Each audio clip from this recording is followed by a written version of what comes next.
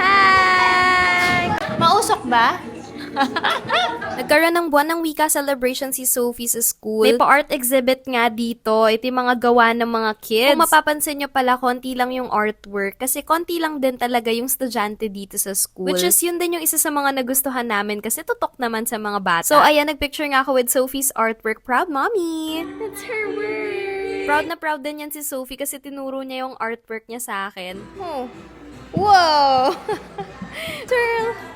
Usually pala dito sa play floor ginagawa yung mga events nila. This time ko lang may experience na sa loob lang kami ng classroom ngayon. I think mas konti lang din kasi yung estudyante this year compared last year. Hayaan nyo teachers, kapag na-bless kami ng second baby, dito siya mag-e-enroll. Wow!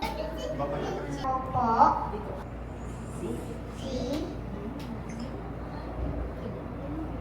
Sophia. Opo.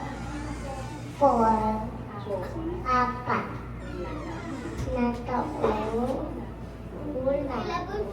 Ako po si Nanay Abby, Nanay ni Sofia. Magandang umaga. Ako si Raf, tatay ni Sofia. Pray kay Sofia.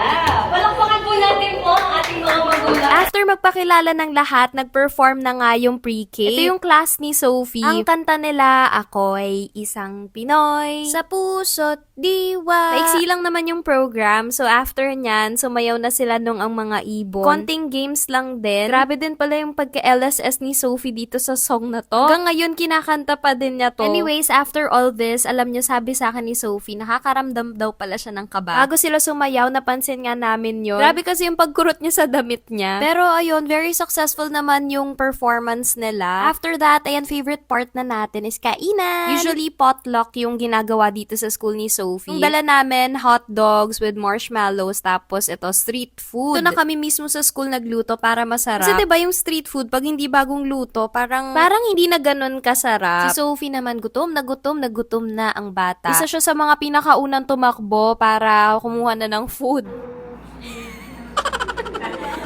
Wacky! Jump shot!